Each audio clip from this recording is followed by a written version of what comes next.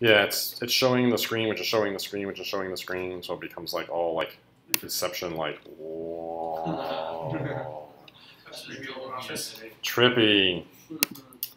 Okay, cool. So I see a number of you have started on your design for your Blackjack stuff. That's awesome. How does everybody feel about like the setup of the HTML and CSS for Blackjack? Everyone's okay, easy, right? Yeah, right. So like, remember, like if I asked you to do this last week, or like on the second or third day, would have been more of a challenge for you than it is today. So if you're feeling the same way about JavaScript, just recognize in a week or two, you'll probably feel the same way about JavaScript. I know it seems impossible at the moment, but we will get there. Cool. So what I'd like to show you today, like just talking about different ways to manipulate the DOM to do things like have cards show up or not show up, or how do we deal with like which card are we going to show. So I think that's a thing we can talk about.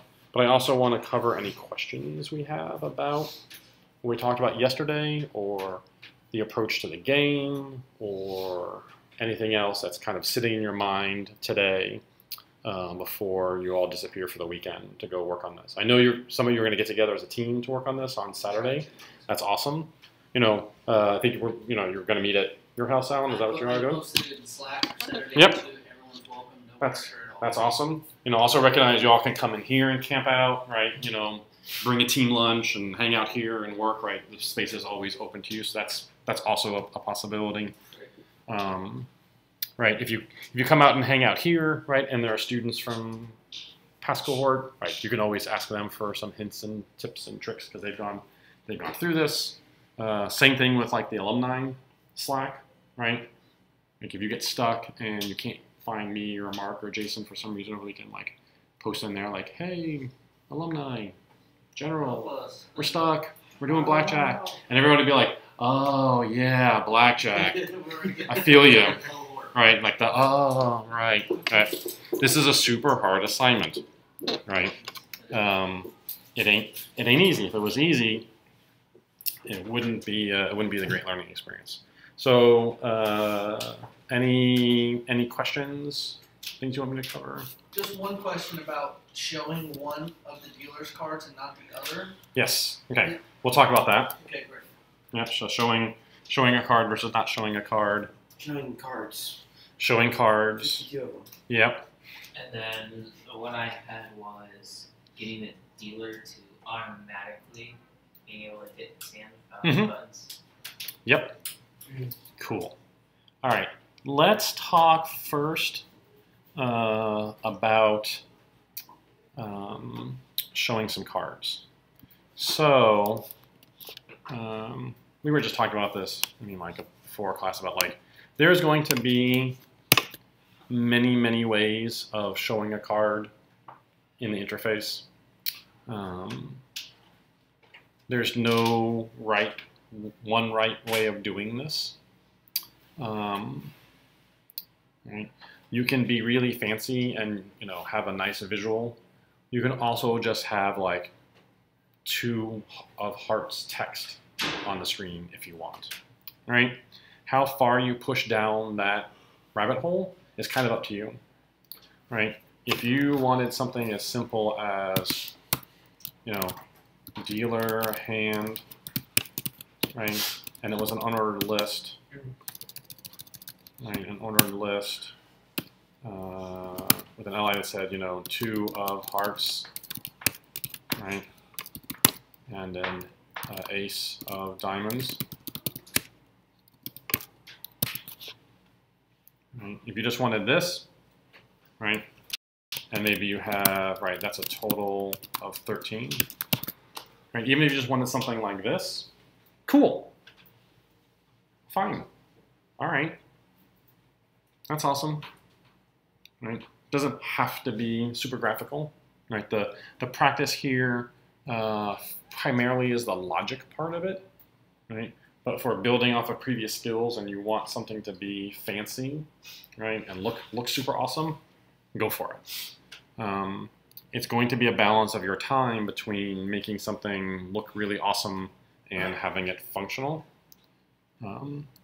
As I've suggested in the past, you probably want to balance that, right? So get like 2/3 of the styling done and then go work on logic and code for a while. And when that pisses you off, go back to styling for a while. And when that pisses you off, go back to coding for a while, right? Use them to balance each other, right? So if you're like, I've been stuck for the last hour on this coding thing about how to get a card to appear in the dealer's hand, or I'm going to go back to my CSS and, you know, snazz up my website, right? Or add some things, right? And then, cool, I've taken a break and come back. That pattern is so much so that there's a technique that a number of developers use, and I've used it in the past. I don't use it as a common behavior, but it's called a Pomodoro technique. Anybody heard of the Pomodoro technique? Yeah. So you set a timer for yourself for 20 minutes, 40 minutes, whatever it is, and then you completely focus on the task that you're doing, right? So you turn off Slack, you turn off your messaging app, right? All the distractions go away for that, say, 20 minutes, and you just dive into exactly what you're doing. And when that timer goes off, you stop, right? You know, wherever you are, okay, I'm going to stop, and then for 10 minutes or 5 minutes, I'm going to go do something else. I'm going to go play a video game. I'm going to text my loved ones. I'm going to go for a walk. And when that timer is over, you come back and you dive right back in for another 20 minutes, right? To try and remove distractions from you and focus. I think you can do the same thing balancing between parts of the app, right? I'm going to do 2 hours of working on the logic, right? And when that 2 hours is over, I'm going to take a break. I'm going to stop. Even if I'm stuck and nothing's working, right? Or the thing I'm currently working on is not working, I'm going to go spend 30 minutes working on CSS, and I'm going to come back to it. Because just like we talked about, you're in the shower, or you're driving, or you're watching a movie or something, and like the answer will come to you, right?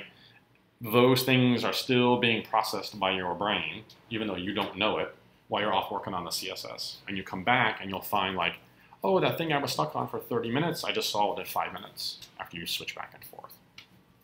So like, if you want to start with this, I'm cool, right? It doesn't have to be super awesome, pretty on day one. This is the kind of project that you could come back to in a couple weeks and improve, right? After you've learned some new techniques, right? Or you figure out some CSS tricks, come back and make it better, right? It's going to stick in your GitHub. You can put it in your portfolio. You can always revise it. So let's talk about how we might build up this list, right? So let's start with something super simple, just like the dealer hand being an unordered list. Let's give this a class so we can refer to it different than potentially the player's hand.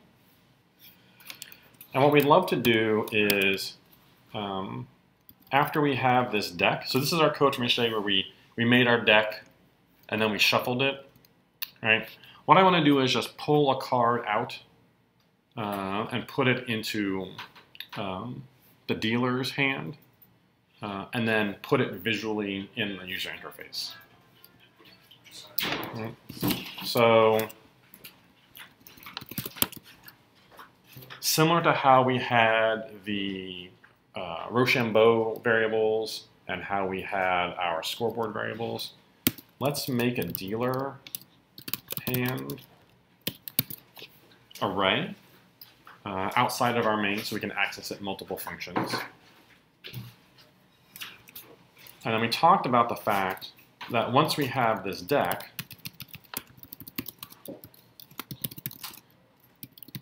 we can call pop to give us back one card. And we can call push on the dealer hand to put that card into the dealer's hand. So this is take one card from the deck and then place that card in the dealer's hand. Right? These are methods on JavaScript array. So if you don't remember like how does a JavaScript array work or what features there are. This is where DevDocs comes in. So if I type in array, right, here's the JavaScript documentation for array. Hey, look at that. Here's all of the documentation on how to deal with an array. Hey, remove from the end of array, pop. Add to the front of an array, unshift. Right? How to put something at the end of an array. Right? This documentation will have all the things you need for how to manipulate an array. Right? And then there's examples and the real documentation if you want to go read the technical docs for any of these things, right? So I just went into DevDocs and typed array here into my search, and then clicked on the one that says JavaScript, not the one that says Ruby or Angular or whatever you have, right? So even if you're not familiar, like, okay, how does that work, right?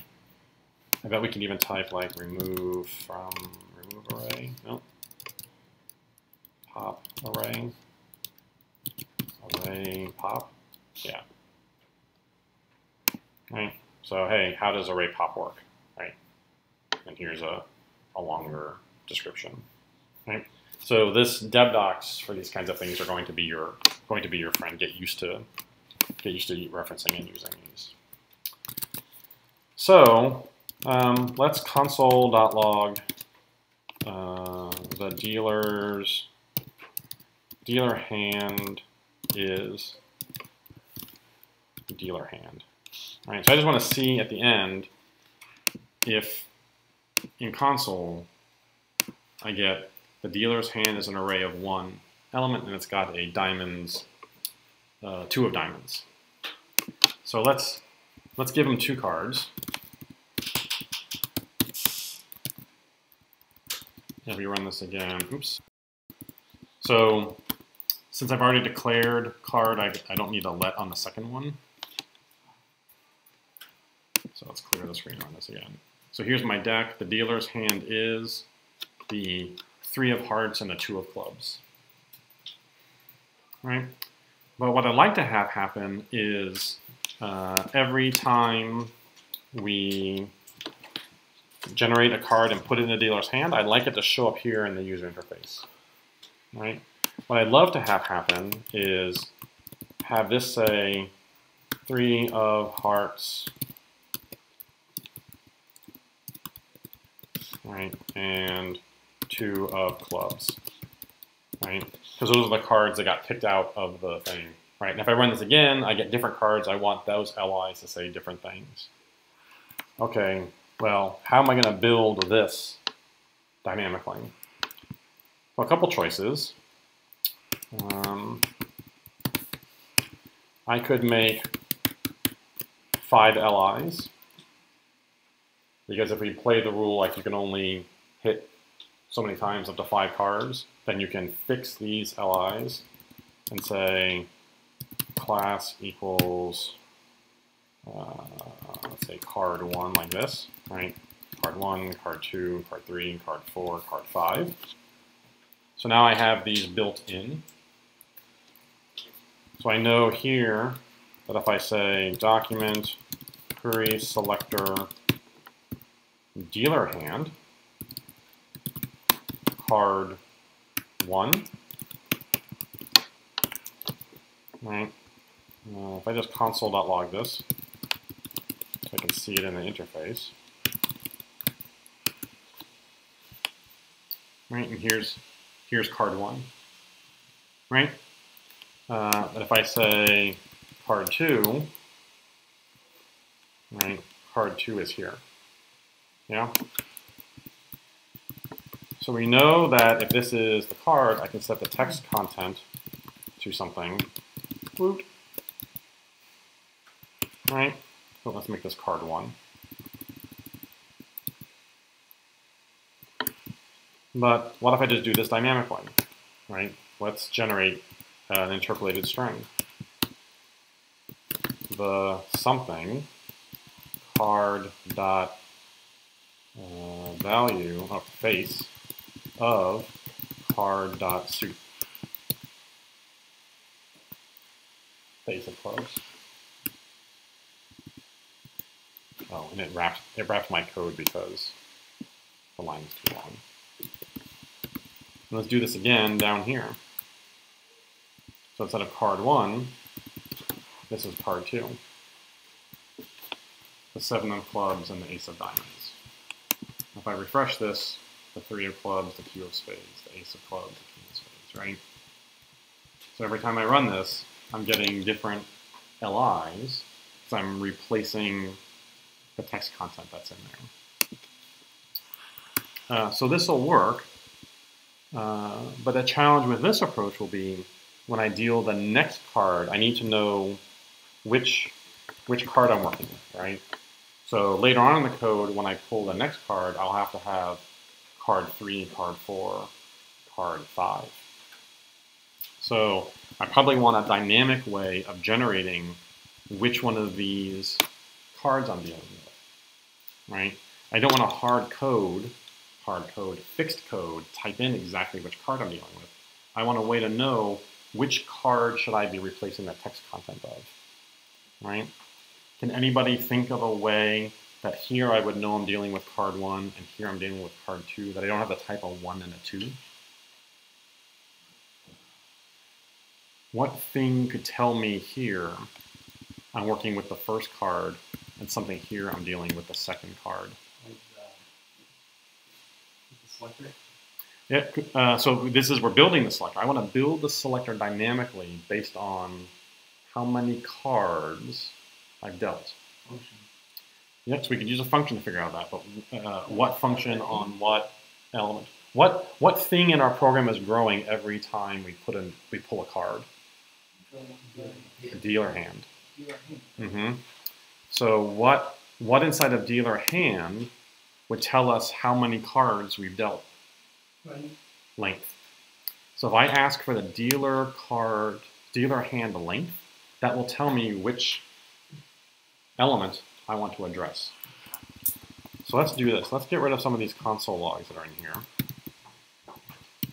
And right here, let's say console log dealer hand length. Let's clear this so we can clearly see. Aha! The length of this array is what? 1. Which card am I dealing with? Card 1. If I put dealer hand length here, how many cards do I have in my hand? 2. Which CSS selector am I addressing? Card 2. Card 2. So rather than the length, the index is 0 based, the length is 1 based, right? There's one thing in my array, the length is 1.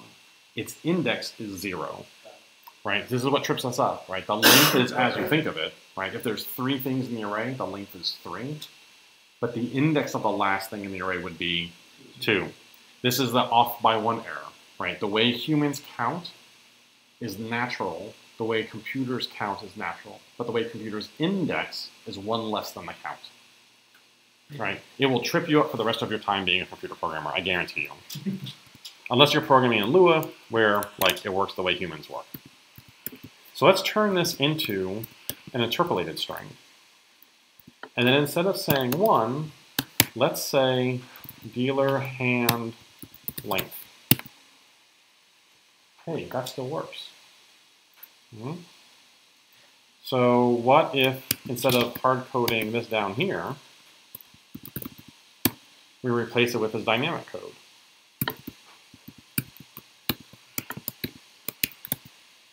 Okay, I'm going to fix my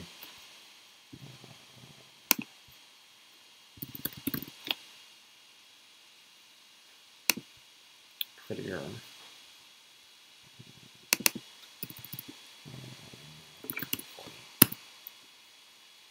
I don't want it. I don't want it. I don't want it to wrap. Still wrapping. Really prettier? Packages, prettier, settings,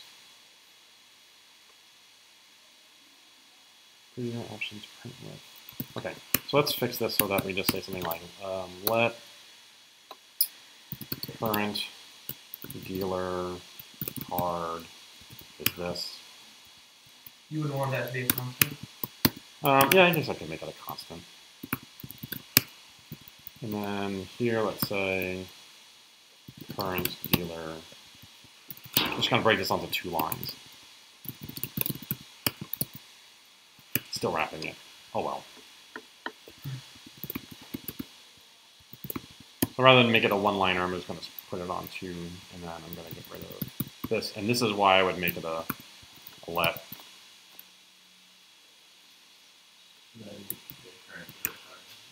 Yeah. So here I have something that's taking 1 card from the deck and adding it to the dealer hand. I'm going to go find in the DOM a very specific element, right? But I'm not going to find this card 1, card 2, card 3, card 4, card 5 by a fixed number. I'm going to let JavaScript figure out which position in the LIs am I talking about by saying the class I'm looking for is card 1, 2, 3, 4, 5, based on the length of the dealer hand, within the class dealer hand. And then whatever element I get back, I'm going to set the text content on it. Right? And you see, hey, I've repeated this functionality twice, right? For the first card and for the second card. But if we take a look at this code, it's pretty identical, isn't it? Except for the let. So when we see these kinds of repeated things, this is where we could just make a function. Deal card to dealer is a function. Why are you doing that above me? Because I want to declare my functions before I use them. I could put it below, but the typical standard is to put your functions before you use them. So you usually want to declare your things before you use them. Functions I'm going to call typically come before the thing that called them. So I can just take this code and copy it and paste it here.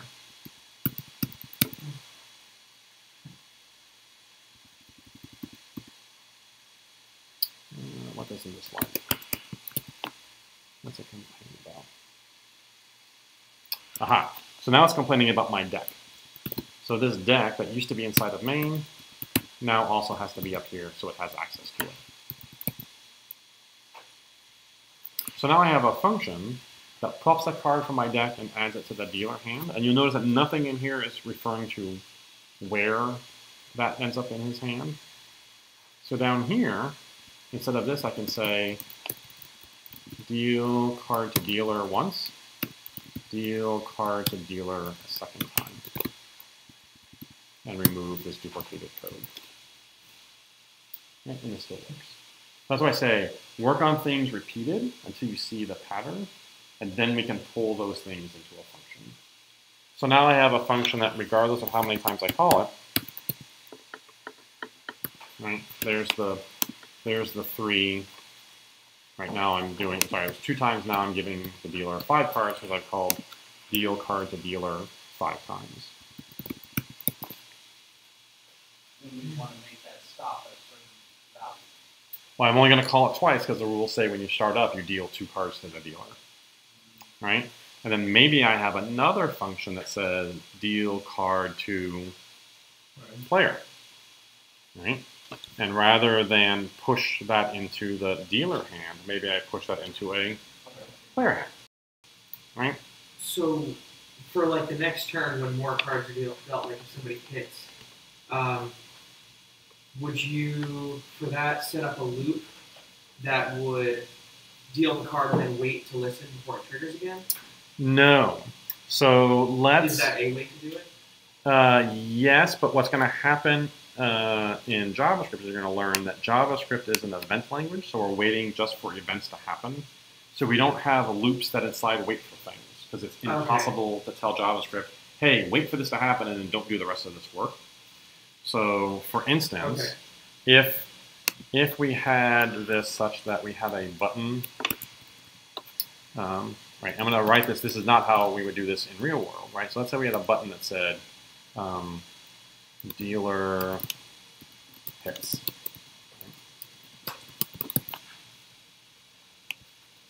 Right? It would be player hits in our code, right? When we do this for the player. And so if this is true, then I would say, hey, document query selector for what? Yes, but what am I waiting for a click on? On the button, right? Then I'm going to what? Add an event listener for click, right? And then what function am I going to call? Deal card to dealer.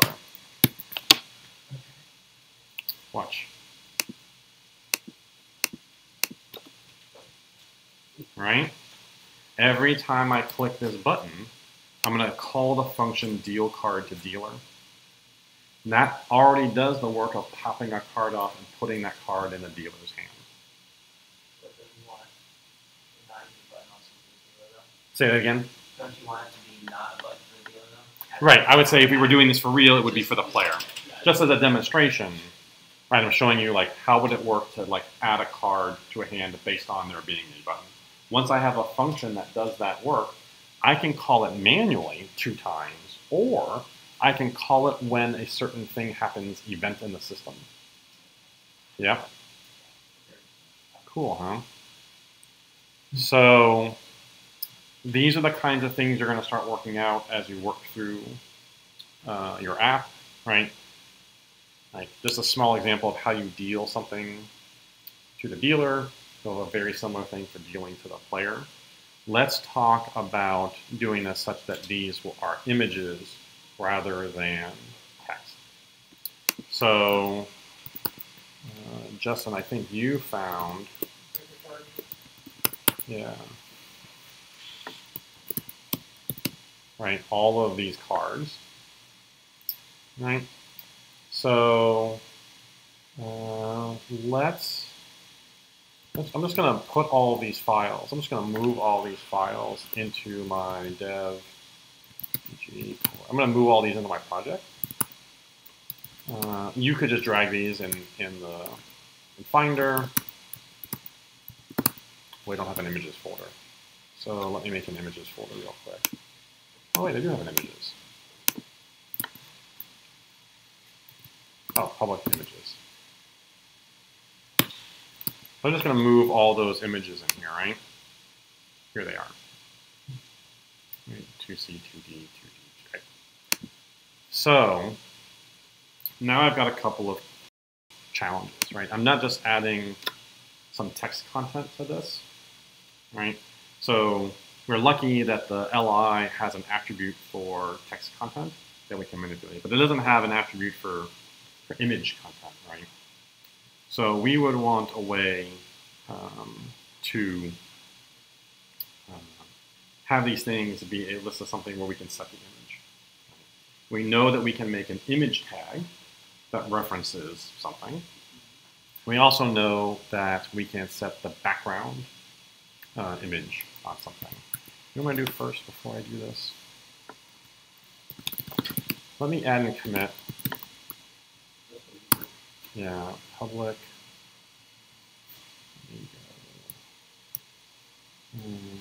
So I want to add just, what did I change here?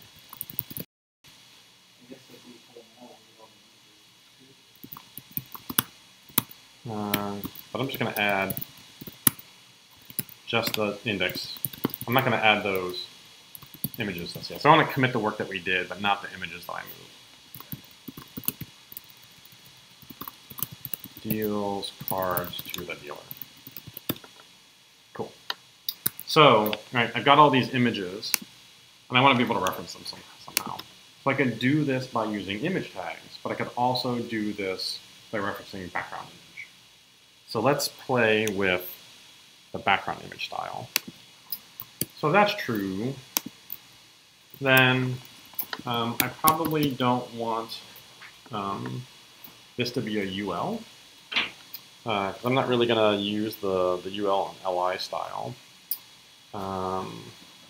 What I'm going to do is just make this a plain old div. And then I'm going to work this out by hand first. Right? I'm gonna get all of the CSS working for one element of this, and then I'm going to make it programmable. Right? I like to work with it in the DOM myself before I try and write code to manipulate the DOM. So what I'm going to do is inside of this div, I'm going to have some spans. but have a class that is going to be the face value of the card, sorry, the suit of the card, and then the face value of the card. So let's do like the 2 of hearts. Is that what we called our suits? Are they plural? Yes. So I'm going to use the name of the suit and then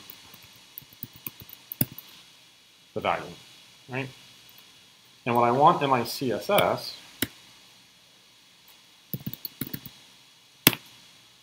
is for anything that has a hearts 2 to have a background image of Earl of images 2 of hearts.jpg. Right? But I can't see it yet. Oh, I have code in here that I need to. That's fine for a second. So if we go and inspect these elements, you'll notice that the 2 of hearts is 0 pixels by 0 pixels, right? Because I don't have any size. So if I set a width of 300 pixels and a height of 300 pixels, should have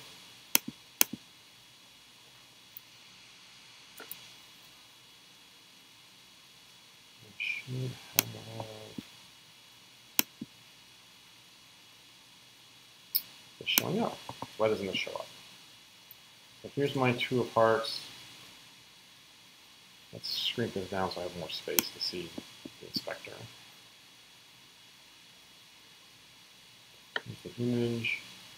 The width and the height is set. Why don't I have hearts 2, 300 pixels, 500 pixels? Interesting.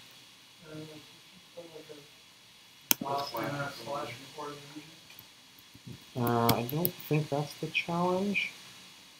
And I wouldn't put a dot and a slash. I would just say slash for the root of my site, because dot slash is the same as doing this. Dot slash is the same. So this means from my current directory down, so does this. But it's not making it as wide. So I worked on this ahead of time just to practice it.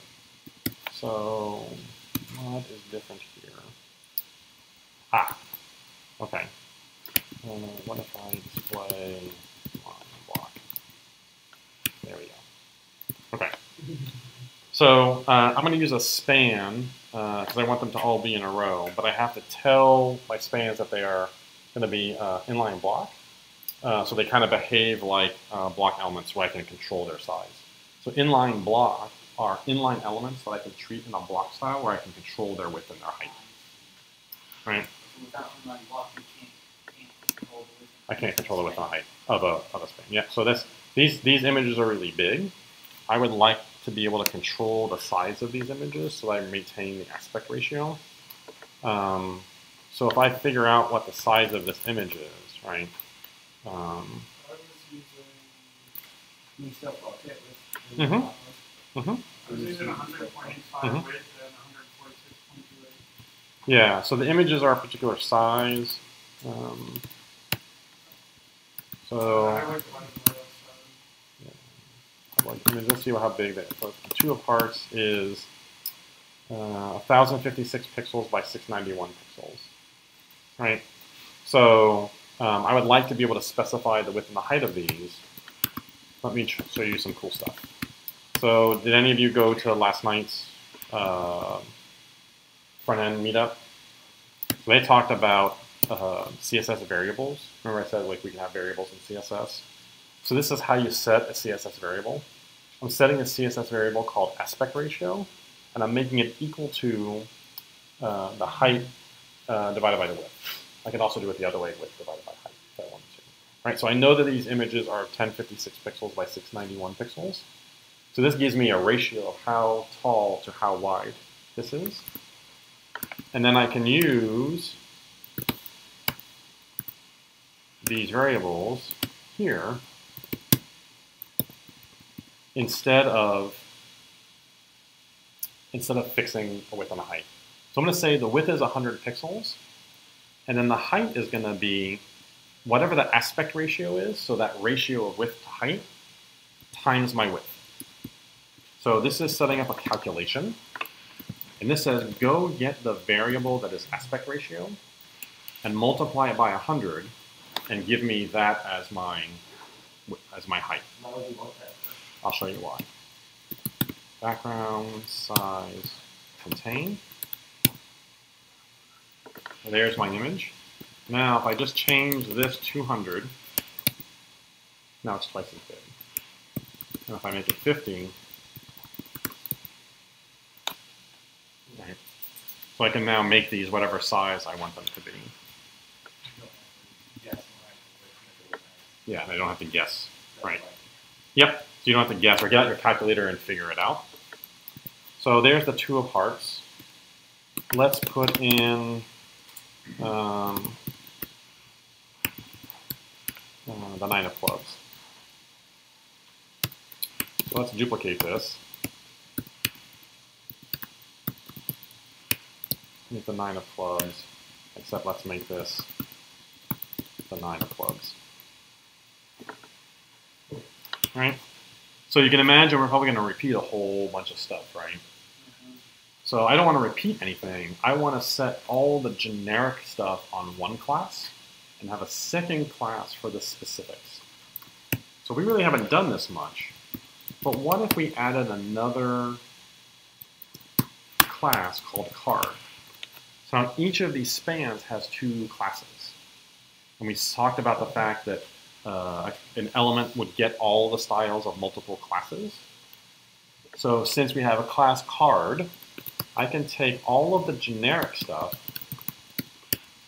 like display inline block, and the width, and the height, and the background size, and put that inside of card, and just leave the very specific image URL in my specific class.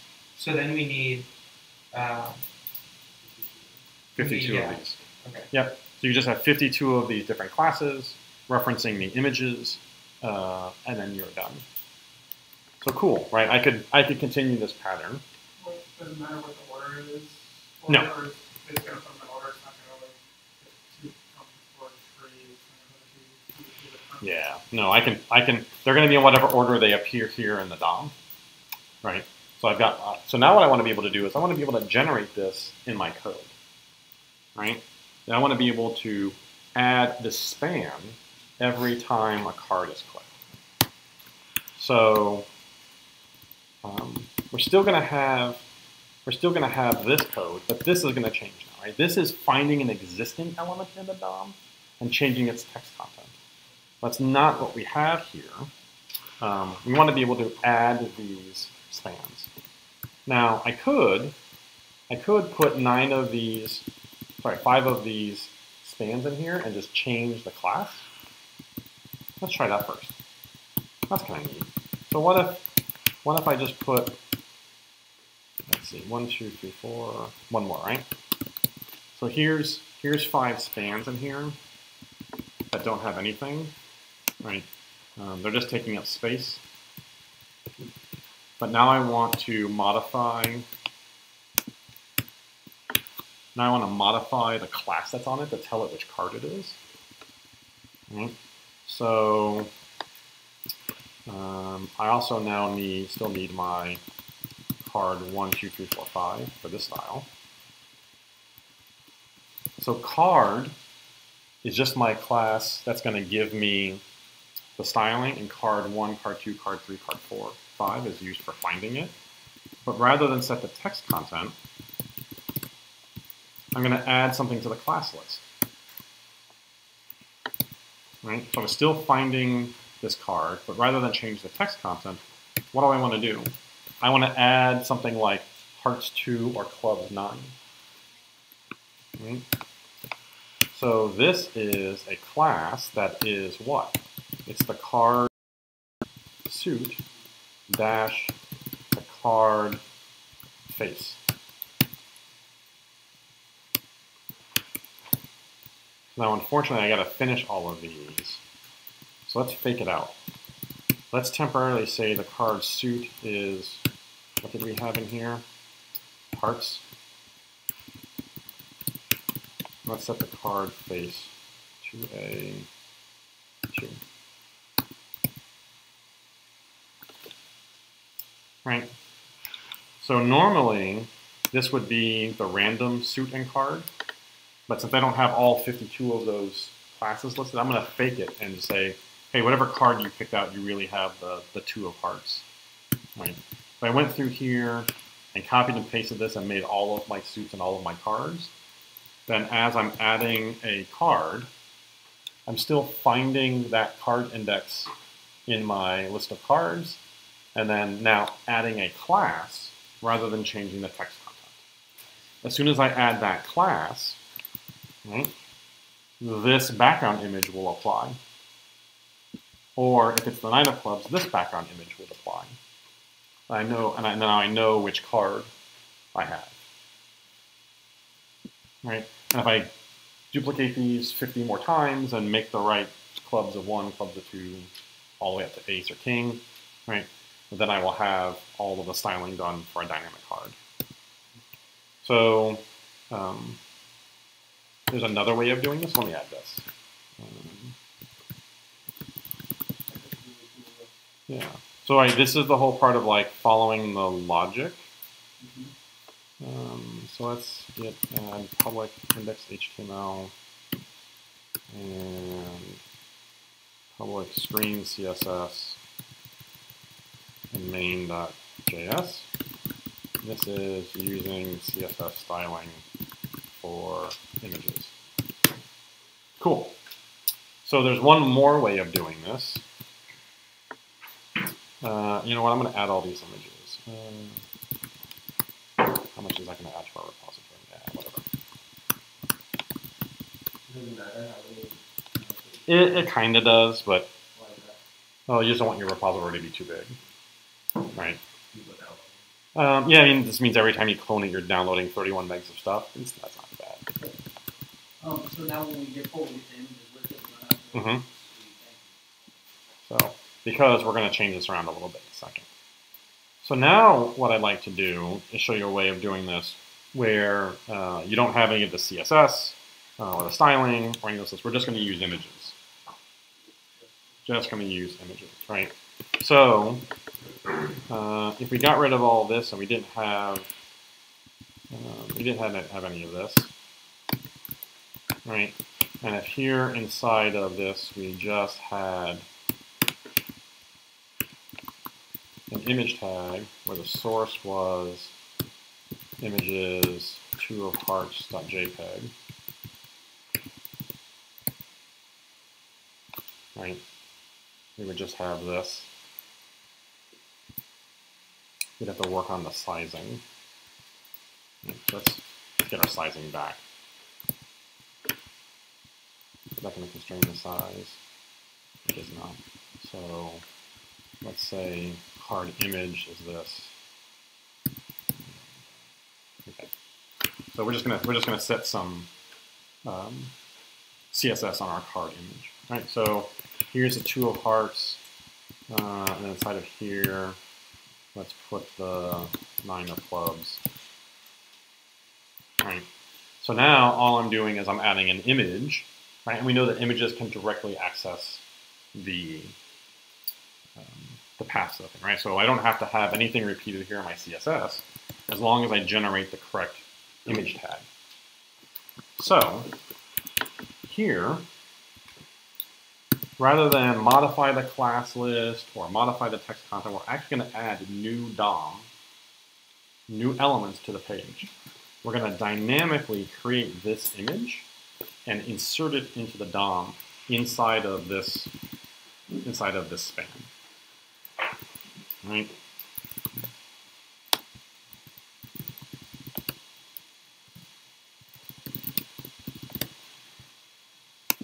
So the document class gives us the ability to add new elements. Oop, I want this one.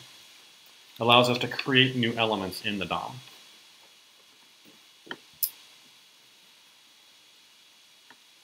So if we use the create element method, we can say, let our image be a document create element. Let's create an image tag. So this actually creates a new piece of DOM, a new tag, but only in memory. Right? It's not in the flow of the page yet. And we can set the image's source equal to what we would normally do in the actual tag if we type it out, right? We could say the 9 of clubs.jpg. So I'm going to remove these. So I've now made this image tag in memory. So this creates a new element, and we give it the tag name, img, li, div, section, main, whatever it is you need to create. And then we can set the attributes on it. So if we did img source equals something, we can now access that attribute of that tag. Right? Just like our own objects have attributes like card.value and card.face, the DOM elements have their own attributes. And then I can ask the current dealer card to append a child element of my image. Images. And there are my elements. Right? So I ask for the same dealer current card that gives me my which span am I looking at, and then I dynamically create a new image. I set its source, and then I append the child. So this is actually adding this image to the span. See here, now this image is inside of this span. This image here. This is not in our source code. This image source, 9 of clubs, 9 of clubs. It's not in our source code, right? It's not here and it's not here. The JavaScript code actually created that image tag, set its source, and then appended it inside of that span. It appended a child element inside of the span. Because I'm calling dealer card twice. So if I wanted to do this, right, instead of doing append dealer card is down here. Deal card to dealer. And current dealer card is my query selector that says select card 1, card 2, card 3, card 4 based on how many cards are in my hand. So rather than do this, right, I could say card value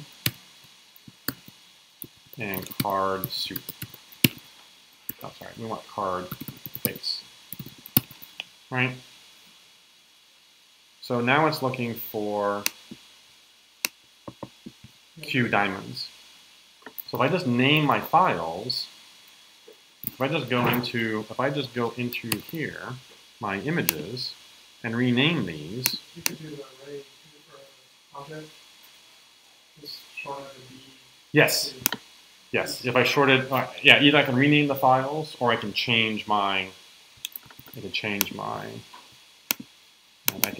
the. That's a good idea. Let's just do that. That's easier. Clubs, spades, diamonds, hearts.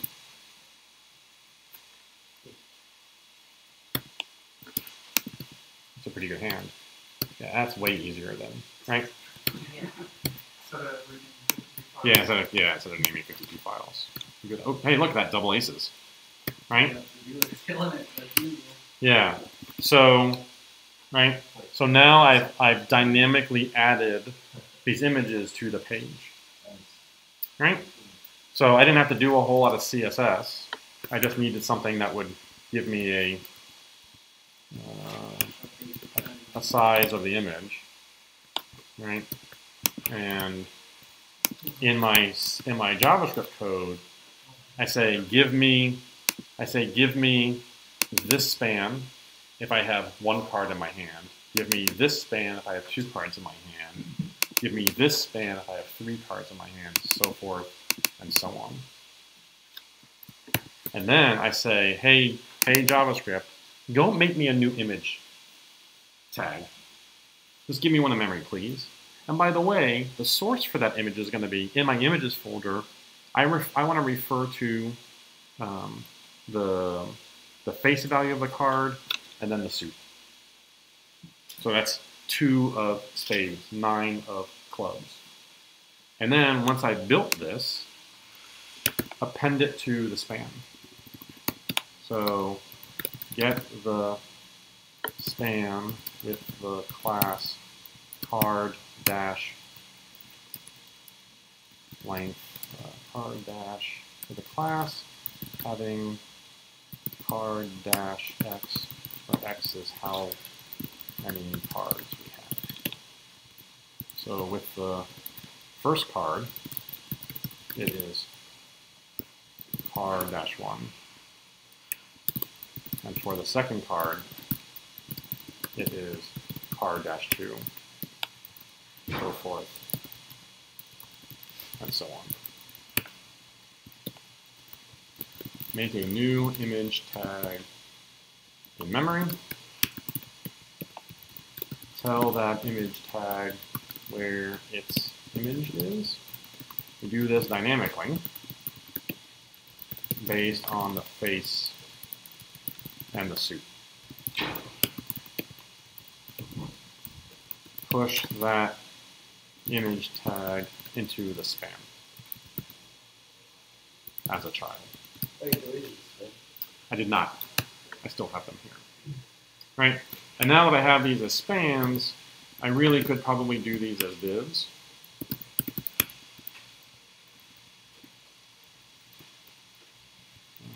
Because I don't need to size them and have them inline as they once were.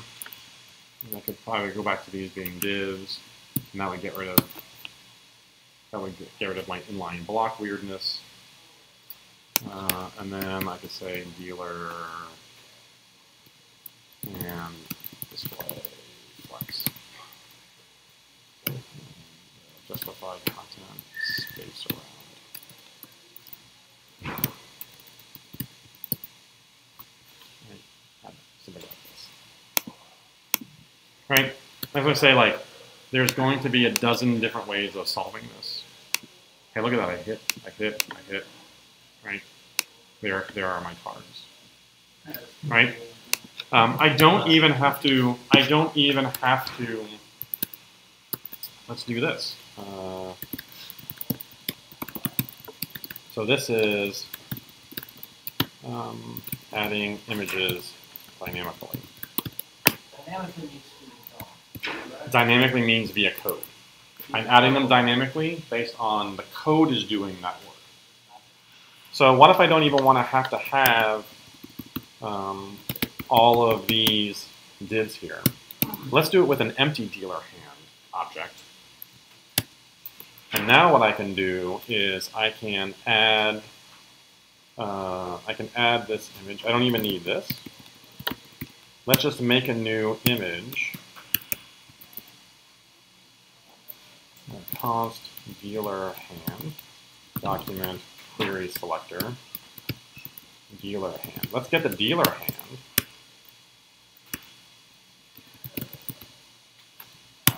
And let's just append the images right inside of that. So we're adding these into the dealer hand. So now rather than say this image is this way, we can just say, hey, all of the dealer hand images are a specific width.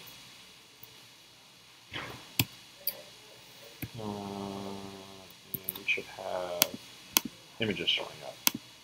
So rather than having to go find elements, we should be able to just add them in, or we're getting an error. Dealer hand is not defined. Oh.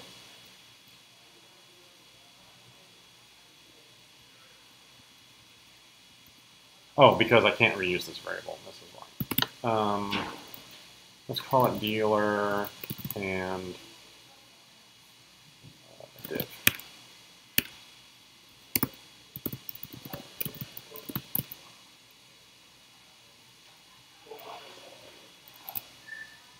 Oh, because this is a dot dealer hand. There we go. So now this is a form where I'm not having to search for anything, right? What I'm saying is go find this dealer hand div. Go find my dealer hand div. Make a new image.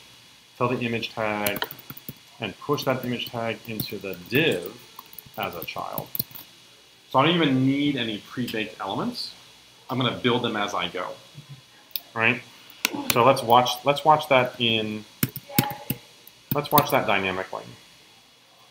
So let's look at the elements tab. I'll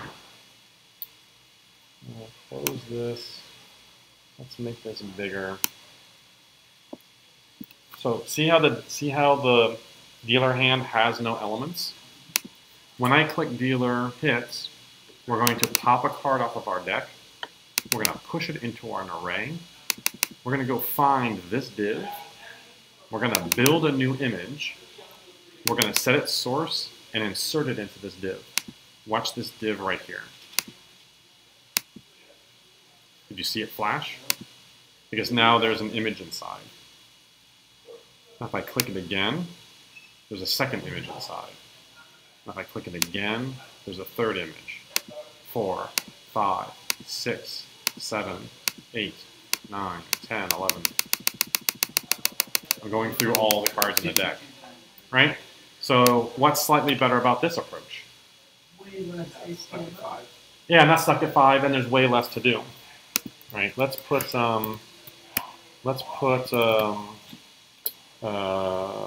flex wrap on this sucker. Let's reload the page.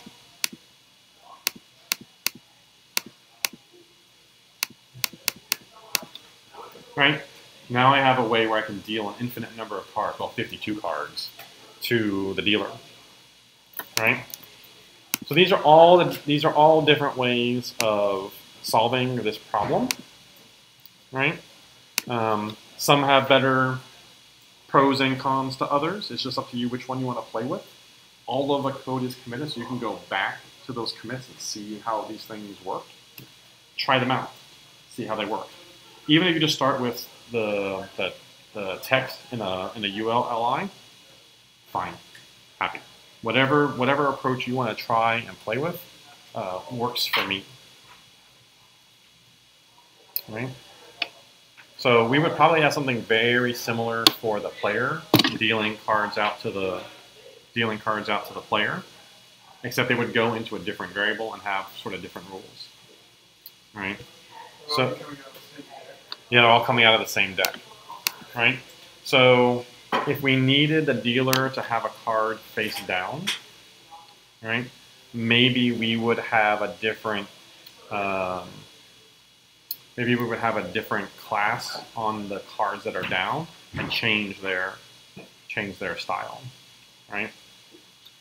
So if we wanted one card to be dealt down, deal card to dealer, deal card to dealer. What if we wanted this card to be dealt down, right, and this card to be dealt up? We could pass that logic into the deal card to dealer, and here we will just say, let's call this up or down. So now we have a variable here where we could say, hey, if up or down is equal to down, then do something to display this card down. Maybe that's a different class that we add, right, that changes its behavior. Maybe instead of applying this image source, it's a different image source, right? Yeah, do we have one here that has is backs? Honors are background. Yeah, black card, oh no, not that. Oh, red back. Let's do red back, right? So if up or down is true, then the image source is going to be images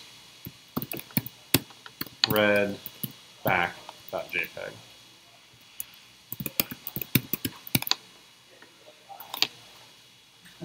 One card up, one card down. Right? Can you look in the console where you can see what the dealer does? Yes, you could always print out the dealer's cards, right? So we're like, hey, what does he have, right? We could just literally say dealer hand. Be like, cool. A dealer has a jack of diamonds and a two of clubs, right? Even though this card is down, right? So it's about making your code work generally and then adding logic around to make it more specific, right? All we did is change our deal card to dealer to take an up or a down string, and then we added an if statement. If up or down is down, just use a different image source, right? But the dealer hand array still has the truth in it, right? What's in the dealer hand array is slightly different than what's on the page. So what do you think you need to do to this DOM element when it's time to turn this card over?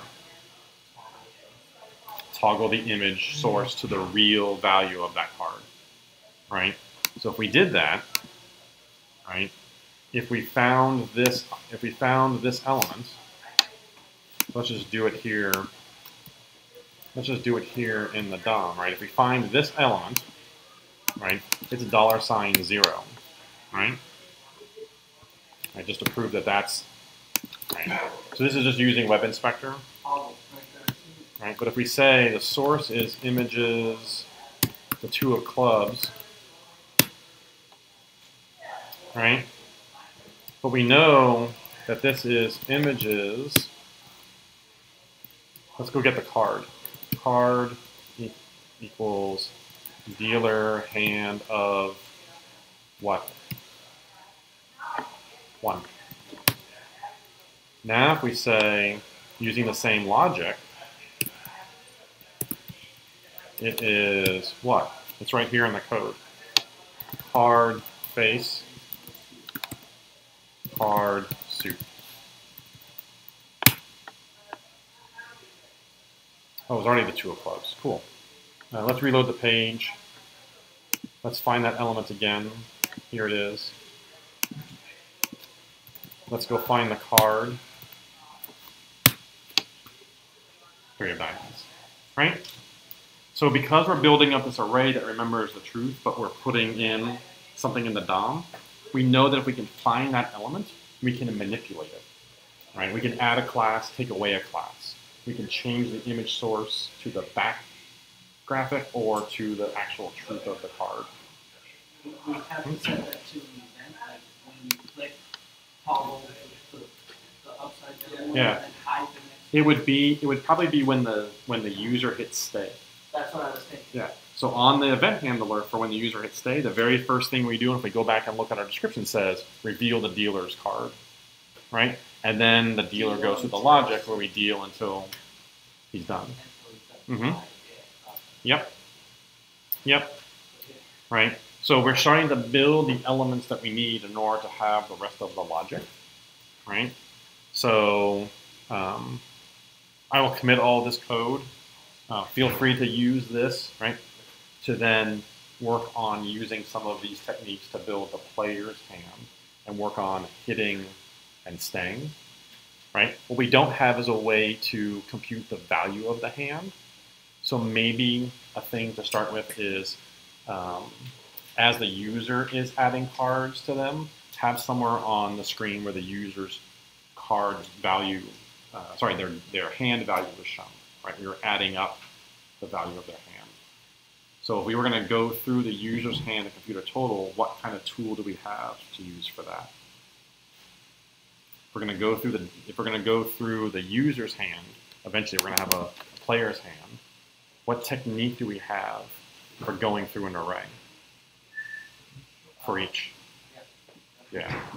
So to compute the total of the player's hand, you probably need a for each loop, and then figure out what you're going to do to total up that, right? So I would suggest if you're all going to borrow this, the next thing I would do is build the user hand portion. Make a space for where the user's hand is going to be displayed. Add a hit button, and just let them just keep hitting. But as they're hitting, show them somewhere on the screen the value of the total of their hand. It could be kind of like, right, how we were doing the scoreboard, right? So harkening back to the scoreboard would be similar to that, right? But rather than just adding one, every time we hit, right, grabs the value and adds the value. How would we make a computer do that? Well, the dealer is going to have to go through its cards and add up those cards. Before the or after the After, when we hit stay. Right, when they hit stay. But you could compute it at any time, right? You could be keeping that total but not showing it on the screen until the user hits stay, and then you show the dealer's hand value, right? Well, you can always go in and look at the variables yourself, right? But maybe what we have is we have a dealer hand, right, and a dealer value is right. We put the value here, And then we can get that next contact. right? Right. Yeah. So when you hit stay, you would come and find this H2, right, and change its text content to the total of the dealer hand, right? But right when the user clicks on stay, right? Because then you want to flip the card over, show what the dealer has, and you'll see the dealer pop up, pick all its card, and then say if you won or lost, right? Once you click stay, you're probably going to see all the cards for the dealer show up and say if you won or lost, right? As an additional challenge, after you get that working, see if you can reveal them with a little bit of a delay, right? Every time the dealer picks a card, have it show the card, and then wait 300 milliseconds or a second, and then do the next card and the next card and the next card. That's like an extra bonus if you get everything working, right? And then do a thing where like the card shows up with the back and then has an animation when it flips around, right? Get all fancy, but get the basics working first, right? The very first thing you want to be able to do is deal cards to the user, 2 cards, let the user hit, show their total, right? Let them go through that process. Then work on stay. What happens when we stay? We wrote down those instructions. We got to reveal this card, get that working. We got to total the dealer's hand, get that working. We need to have the dealer hit under 17 and stay afterwards, get that working, right? Really chop this kind of step by step by step, and you'll find that that approach will help you get somewhere, right? And if you get something working, right, and you want to like take a break and go back and make the styling really awesome, right? Get the user's hand displayed really nicely, mess around with an animation for an hour or two, see if you can make that happen, right? Maybe when the cards appear, they grow, right? Whatever, right? Use those things as a break against the like, my brain is fried from JavaScript, right? The point of showing you these different ways is just to reveal that there is no one way to get this work. If you find a way to get it to work and it works, awesome, right? At this stage, it's about getting things to work and understanding why they work, right? And then learning the fancier ways as we go, right? The things we're doing here, like setting classes or dynamically inserting items or changing their contents, we're learning kind of the low-level detail way. And when we jump into React and Vue, these same techniques will be there, but easier. Some things will be easier, some things will be harder, but the same core philosophy will still be there, right? So all of these techniques will just repeat themselves. Any questions on any of this? We were talking about a new game button. Mm-hmm. So I just want to clarify, when we refresh the page, what that's doing is loading the DOM content main again, correct? Yeah, it's throwing away all your DOM, it's throwing away all your variables, and starting fresh. Okay. So we need to, okay. That's Yeah. what we need to do. Yeah, so there is a way to there's JavaScript you can run to reload the page. Right. There's JavaScript you can do to re-navigate the user somewhere else, right? The hint that I will give you is that there is, on the document, let's do this. Let's inside of main, after we do all this, console.log document.location. Let's go look in the console. Right? The location is here, slash. What would happen if we said document.location equals http google.com? When you refresh it, take it to Google. Yep. So you can change the location of where you are, right? So if the location of this page is slash, what would happen if you did document.location equals slash? You'd go right back to this page. That's the easiest way to play a new game. Is just force the browser to reload. That's what I want, a button that forces it to reload, basically, without having to click the reload button. I guess there is a reload button on the browser. So if there was another button that was class equals new game. You want to be dot new game or just new game? Oh yes, sorry. Yes, thank you. Now the class would be dot new game. So if we had document query selector here dot new game, add an event listener on a click. Let's have a function that does document.location equals slash. Oops. Oh, and I have a missing parentheses. New game, new game, new game, new game. See how it's just reloading the page? Right. Oops. So you actually did it through the location and not have to reload the entire document. We have a card that's missing. Oh, the ace of diamonds appears to be. Might be the dash. Let's see. Except the ace of diamonds is there. Images, ace of diamonds. Why is there a display none on it?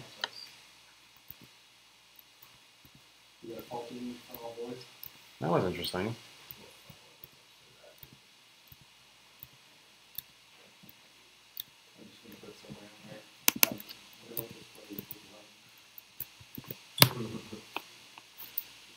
Wow. Yeah, why am I getting display none important on images ace of diamonds?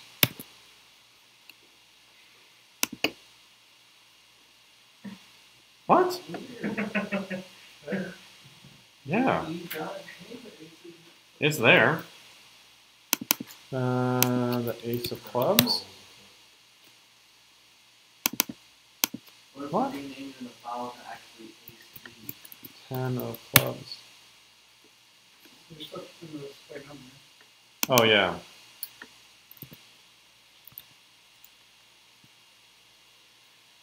That's super weird.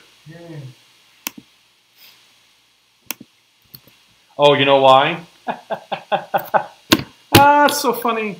I bet it's because I have uBlock Origin on. It's ad block. It's ad blocker. Ad. It sees the word ad.jpg and I think it's an ad.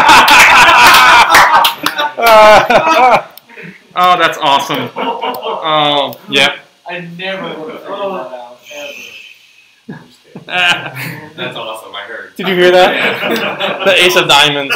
And also, like, the ace of clubs was not being displayed because I think it thinks it's an ad. Yeah. And I had ad blocker That's on. so funny.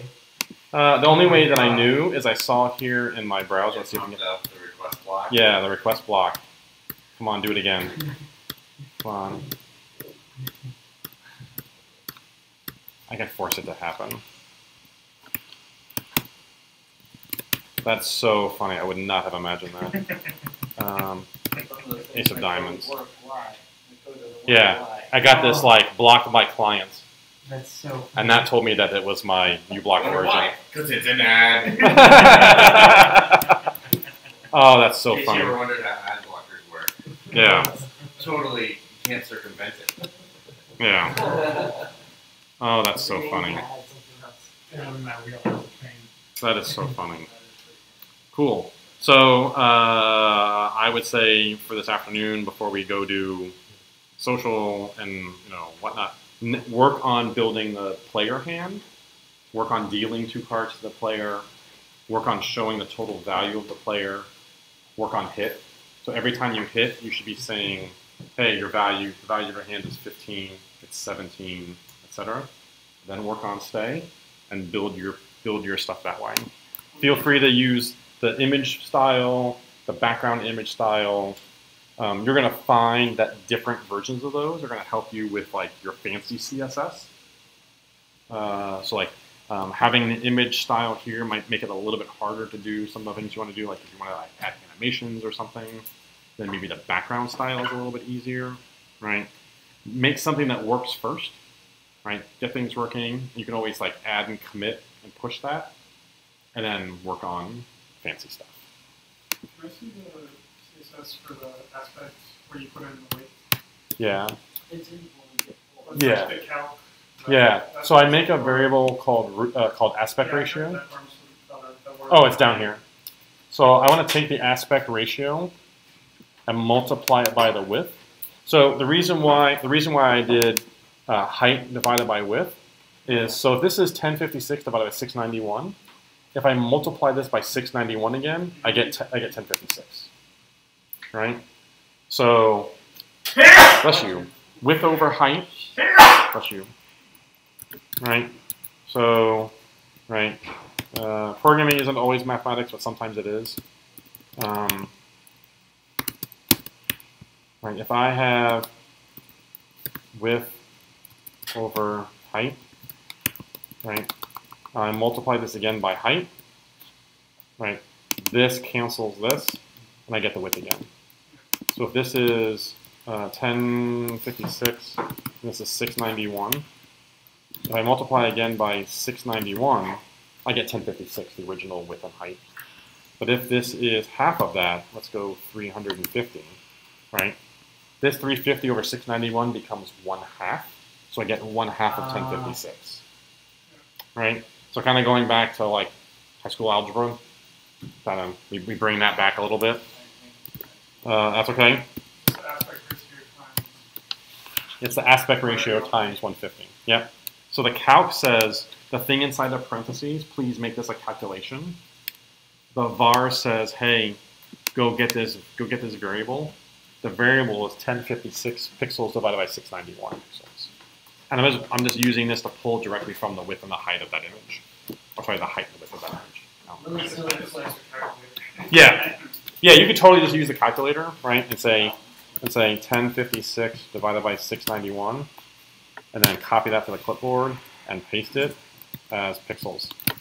This will work just the same. 1.528 something pixels, right? And if you didn't want to have a variable, right, you could just say 1.528 something pixels. Oops, sorry, pixels, right? And it would work mostly the same. Yeah. So I'm just kind of showing you a couple of fancy things to learn. I was just going to ask why you didn't use pixel after 691. Yeah, I only need one to say it's pixels. I'm not even sure if this would work. Yeah. So we need the unit once, and then we need to say divided by what? Because the 691 there, yeah, not the dividing by 691 there isn't pixels. That's just The number to right. the number to divide by. Yep. And then if I didn't say pixels here, it would be angry. So now I just have a number, right? But I need to tell it it's pixels, right? I can also be crazy and say it's that many M's, right? But it's really, we're dealing with an image. Oh, come on. Right? It's 1056 pixels high by 691 pixels wide. If I flip this around and did 691 pixels divided by 1056, then down here I would specify the height and calculate the width. Right? It would be flipped. Yep. Cool. Right? Just get pulled in the day 4. You just git pull inside of the cohort XI. So what's going on in here? So this final version is. Oh yeah. They have 2 shots Using image tags. Adding a new game button. Okay. So all that code should be up. And in moments after I finish this streaming, the video will be up. Right. So you push the code? I did push the code. So anytime we get more guns on Cohort XI, we get all of it. You get all of it. Yep. I'll probably ask that one more time. I want to see update every week. You gotta go to Cohort XI. No, no, no. Oh boy, where did No,